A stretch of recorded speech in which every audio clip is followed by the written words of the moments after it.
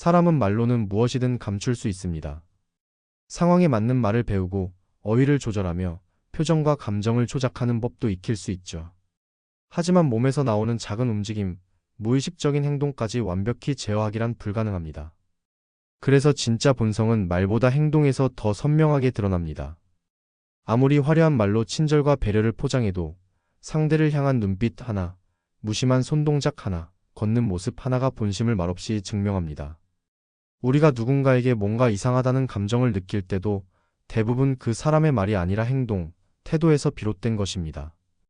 예를 들어, 늘 상냥하게 인사하고 웃는 얼굴을 보이던 사람이 정작 중요한 순간에는 말을 끊고 자신의 의견만 강하게 밀어붙인다면 우리는 그 안에 숨은 지배 욕구나 통제 심리를 자연스럽게 감지합니다. 또 어떤 사람은 항상 괜찮아요, 신경 안 써요라고 말하지만 말과 함께 팔짱을 끼거나 시선을 피하고 있다면 그 말이 진심이 아님을 몸이 먼저 보여주고 있는 것입니다. 행동은 마음의 반사신경입니다. 준비되지 않은 상황에서 튀어나오는 반응이야말로 그 사람의 가장 날 것의 모습일 수 있습니다. 심리학에서는 이러한 비언어적 표현이 인간관계에서 오히려 더 강한 신뢰도를 가진다고 봅니다. 우리가 아무 말 없이도 누군가에게 호감이나 거부감을 느끼는 이유는 그 사람의 손짓, 표정, 눈빛, 움직임 같은 감정의 흔적들을 무의식적으로 받아들이기 때문입니다. 이처럼 인간은 말보다 먼저 행동으로 마음을 드러냅니다. 그리고 그 작은 움직임 속에서 우리는 진실을 발견하게 됩니다. 사람의 손은 마음의 언어를 가장 먼저 드러내는 부위 중 하나입니다. 우리가 무의식적으로 내뻗는 손동작에는 순간의 감정뿐 아니라 그 사람의 관계 태도와 본질적인 성향까지 반영되어 있습니다. 손은 뇌와 가장 가까운 신체 기관으로 생각보다 더 빠르게 감정에 반응합니다. 그래서 손동작은 훈련되지 않는 본성의 거울이라고도 불립니다. 예를 들어, 상대가 말을 하며 손끝을 자꾸 만지거나 쓸어내리는 행동을 한다면 그는 지금 심리적 불안이나 위축을 느끼고 있을 수 있습니다. 특히 자신이 중심에 서 있지 않은 상황에서 이러한 행동은 자신감 결여의 표현일 수 있죠. 반면 과도하게 손을 크게 휘두르거나 필요 이상으로 손동작이 많은 사람은 주의를 끌고 싶어 하거나 자신의 주장을 강하게 관철시키고 싶은 성향이 있습니다. 이들은 자주 내 말에 힘을 실어야 한다는 강박을 갖고 있을 수 있습니다. 또한 손을 자주 얼굴 근처로 가져가는 사람은 자신에 대한 방어심이 높은 경향이 있습니다. 입을 가리거나 턱을 자꾸 만지는 행동은 거짓말을 하거나 사실을 말하면서도 불편함을 느낄 때 나타납니다. 반대로 손바닥을 드러내거나 양손을 펼치는 사람은 개방적이고 신뢰를 얻고자 하는 경향이 강합니다. 회의나 상담 자리에서 손바닥이 자주 보이는 사람은 대체로 솔직한 편이며 감추려는 것이 적은 경우가 많습니다. 한 가지 흥미로운 사실은 손의 위치 또한 중요하다는 점입니다. 책상 위에 당당히 올려놓는 사람은 자기 확신이 강한 사람이지만 무릎 아래나 테이블 밑으로 손을 감추는 사람은 불안하거나 회피하고 싶은 감정을 품고 있는 경우가 많습니다. 이처럼 손의 위치, 방향, 움직임은 말보다 더 솔직하게 내면을 반영합니다. 사람은 표정을 지어 보일 수는 있지만 손동작을 일관되게 연기하기는 어렵습니다. 우리가 누군가를 신뢰할 수 있을지 판단할 때 말의 내용만 듣기보다 그가 말을 할 때 손이 어떻게 움직이는지 유심히 살펴보세요. 그 손끝에 그가 진짜 어떤 사람인지 힌트가 숨어 있을지 모릅니다. 사람의 말은 진심을 숨길 수 있어도 말투는 그 속마음을 드러내는 거울입니다. 같은 단어를 쓰더라도 어떤 어조와 억양으로 말하느냐에 따라 상대방이 받는 인상은 전혀 달라지죠. 특히 말투에는 감정뿐 아니라 사람의 성향, 대인 관계에서의 자세, 그리고 무의식적인 심리가 고스란히 녹아 있습니다. 예를 들어 평소에는 부드럽게 말하던 사람이 어떤 주제에만 유독 어조가 단호해진다면 그 주제에 대해 강한 신념이나 억눌린 감정을 가지고 있을 가능성이 큽니다. 또한 지나치게 낮은 목소리나 자신감 없는 말투는 그 사람의 내면에 자리한 불안감이나 수동적 성향을 암시합니다. 말투는 단순한 표현 방식이 아니라 무의식의 신호입니다. 예컨대 상대방과 이야기할 때 자주 말을 덧붙이거나 자신의 말을 반복해서 강조하는 사람은 인정을 받고 싶어 하거나 자신의 이야기를 믿어주지 않을까봐 두려워하는 마음을 가지고 있을 수 있습니다. 반면 설명 없이 단정짓듯 말하거나 질문에 짧게만 대답하는 사람은 방어적 태도나 권위적인 성향이 드러날 수 있습니다. 또 하나 중요한 건 말의 흐름입니다. 대화를 나누는 중간에 자주 말을 멈추거나 주제를 돌리는 사람은 그 상황에 불편함을 느끼고 있거나 감정을 감추려는 경향이 있습니다. 결국 말투는 말보다 진실에 가깝습니다. 훈련된 말은 얼마든지 꾸밀 수 있지만 말투에 담긴 감정의 흔적은 쉽게 숨겨지지 않기 때문입니다. 그러므로 누군가와의 대화에서 말의 내용에만 집중하지 말고 그 말이 어떤 억양으로 나왔는지를 함께 살피는 습관을 가지는 것이 좋습니다. 상대의 말투에서 불편함, 경쟁심, 불안, 책임 회피 혹은 진정성을 느낄 수 있다면 그 사람의 본심에 좀 더 가까이 다가갈 수 있을 것입니다. 사람의 걸음걸이는 단순한 이동 수단이 아니라 그 사람의 내면과 삶의 태도를 고스란히 비추는 신호입니다.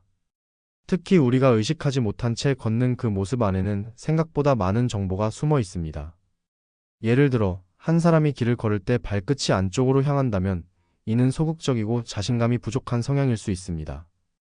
반면 발이 바깥으로 벌어져 걷는 사람은 외향적이고 자기 표현에 거리낌이 없는 성격일 수 있죠.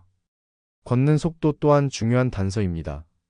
너무 빠르게 걷는 사람은 목표 지향적이고 효율을 중시하지만 반면 지금 이 순간을 즐기지 못하고 늘 결과에만 집착하는 성향일 수도 있습니다.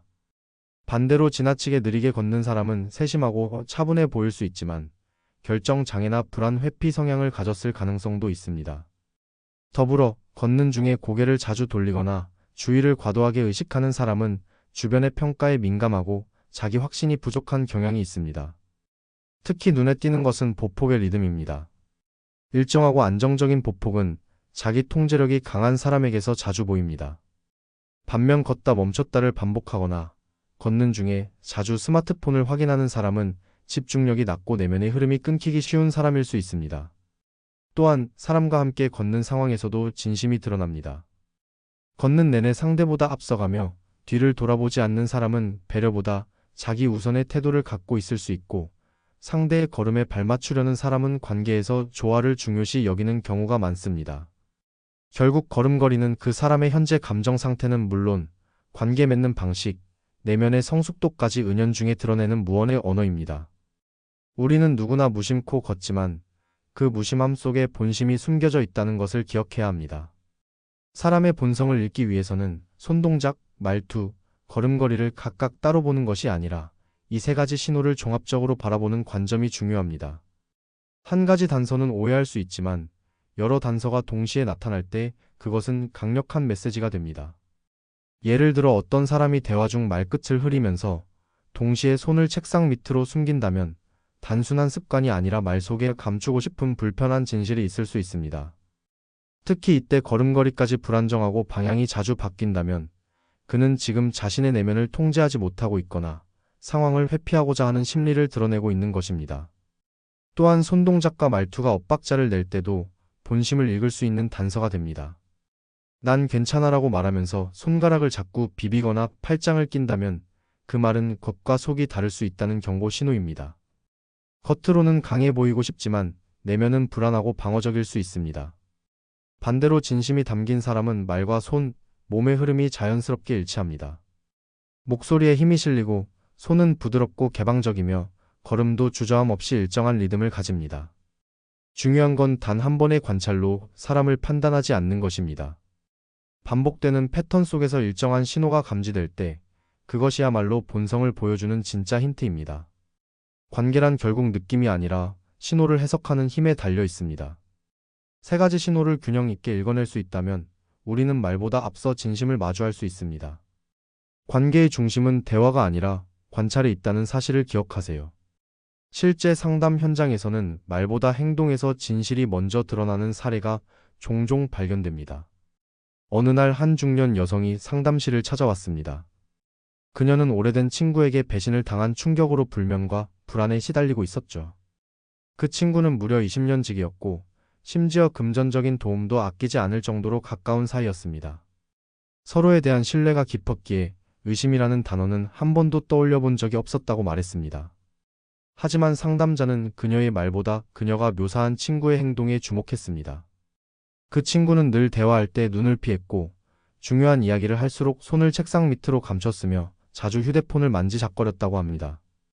처음엔 단순한 습관이라 여겼지만 어느 날 중요한 서류를 대신 맡기게 되면서 진실이 드러났습니다. 그녀의 친구는 몰래 다른 지인과 손을 잡고 사업을 진행하고 있었고 그녀의 이름을 이용해 사적인 이익을 챙기고 있었습니다. 이 모든 과정은 말 한마디 없이 오직 그녀의 행동 속에 담겨 있었습니다. 또 다른 사례도 있었습니다. 한 직장인은 항상 상사에게 공손하고 예의 바르게 굴었지만 대화 중 시선을 회피하고 발끝을 문 쪽으로 두는 습관이 있었습니다. 이는 무의식적으로 이 자리를 피하고 싶다는 신호입니다. 얼마 후 그 직원은 팀 회식 자리에서 상사 험담을 퍼뜨리고 조직 내 갈등을 유발했습니다. 그가 겉으로는 매너 있고 친절해 보였지만 말과 행동 사이에 불일치는 진실을 알리는 경고였습니다. 이처럼 몸의 언어는 훈련되지 않기에 말보다 먼저 진심을 드러냅니다. 우리가 그것을 읽어낼 수 있는 눈만 가진다면 더 많은 진실을 말없이도 알아챌 수 있습니다. 사람의 본성을 읽기 위해 필요한 능력 중 가장 중요한 것은 바로 관찰력입니다. 관찰력은 타고나는 재능이 아니라 연습을 통해 누구나 기를 수 있는 습관입니다. 특히 비언어적 신호는 순간적으로 나타나기 때문에 이를 포착하려면 일상에서 작은 것들을 놓치지 않는 훈련이 필요합니다. 첫 단계로는 관찰 대상에 집중하는 시간을 늘리는 것이 중요합니다. 스마트폰을 잠시 내려놓고 대화하는 사람의 얼굴, 손의 위치, 말하는 속도에만 오롯이 집중해 보세요. 이때 의도적으로 관찰한다는 느낌보다는 자연스럽게 상대방의 리듬과 분위기를 감지하는 느슨한 집중이 더 효과적입니다. 다음은 반복되는 패턴을 기록해 보는 것입니다. 사람마다 습관은 다르고 상황에 따라 다르게 반응하기 때문에 단 한 번의 행동으로 성격을 단정 짓는 것은 위험합니다. 따라서 반복적으로 나타나는 행동을 포착하는 것이 핵심입니다. 예를 들어 누군가가 중요한 주제를 이야기할 때마다 손을 입가로 가져간다면 그건 단순한 버릇이 아니라 감정을 숨기려는 무의식적 신호일 수 있습니다. 또한 사람들과의 대화 속에서 갑자기 침묵하거나 말이 빨라지는 지점을 체크해두면 심리적 약점을 알 수 있는 단서가 됩니다. 그리고 무대 밖에서의 모습을 주의 깊게 보는 것도 좋은 방법입니다. 대부분의 사람은 타인 앞에서는 자신의 모습을 가꾸려 하지만 문을 나서며 혼잣말을 하거나 자리에서 일어설 때처럼 비의식적인 순간의 본성이 더 잘 드러납니다. 예를 들어 회의가 끝난 후 조용히 한숨을 쉬거나 주변을 힐끔거리는 행동은 감춰졌던 감정의 찰나적 표현일 수 있습니다. 마지막으로 타인을 관찰하기 전에 자기 자신의 비언어적 행동을 먼저 점검해보는 것도 매우 유익합니다. 내가 어떤 상황에서 손을 떠는지, 말투가 어떻게 달라지는지를 인지할 수 있어야 타인의 변화를 민감하게 감지할 수 있기 때문입니다. 사람을 보는 눈은 결국 나를 바라보는 연습에서부터 시작됩니다. 관찰력은 단지 상대를 꿰뚫어보는 기술이 아니라 더 깊고 안전한 관계를 위한 따뜻한 배려의 시작이기도 합니다. 우리는 살아가며 수많은 사람을 만나고 관계를 맺고 때로는 상처를 입습니다. 누군가를 잘 믿지 못해서 외로워지기도 하고 믿은 만큼 배신당해 마음의 문을 닫게 되기도 합니다. 하지만 관계란 결국 신뢰라는 바탕 위에 쌓여가는 것이기에 무작정 경계만 해서는 그 깊이를 만들 수 없습니다. 중요한 건 사람을 잘 믿는 것이 아니라 올바르게 판단하는 눈을 기르는 것입니다. 겉으로 드러나는 말이나 행동만으로 속단하기보다는 그 사람의 작은 움직임과 분위기 속에서 반복적으로 나타나는 패턴을 바라보는 연습이 필요합니다. 그리고 그 판단의 기준은 누구보다 자신이 되어야 합니다. 사람에 대한 감각, 즉 촉이라는 것은 대부분 틀리지 않습니다. 뭔가 이상하다, 왠지 마음이 불편하다는 느낌은 이미 우리의 뇌가 상대의 미세한 언어와 행동의 불일치를 포착했기 때문입니다. 하지만 문제는 그 감각을 내가 예민한 걸지도 몰라 하며 쉽게 무시한다는 데 있습니다. 촉을 믿되 감정적으로만 받아들이지 말고 그 원인을 차분히 분석해보는 것이 관계를 지키는 지혜입니다. 또한 모든 관계에서 균형의 기준선을 유지하는 것도 중요합니다. 너무 베풀기만 하거나 반대로 늘 계산적으로만 접근하면 관계는 쉽게 기울게 됩니다. 상대의 말뿐 아니라 그가 나에게 얼마나 귀 기울이는지, 나의 경계를 존중하는지를 살펴보는 것이 관계 유지의 핵심입니다. 친절한 말보다 배려 있는 행동이 더 깊은 신뢰를 만듭니다. 결국 우리가 진심으로 이어가는 관계는 말보다 조용한 일상 속 행동들, 작은 습관들 위에 놓여 있습니다. 진실한 관계는 타인을 관찰하는 눈과 동시에 자신을 들여다보는 태도에서도 시작됩니다.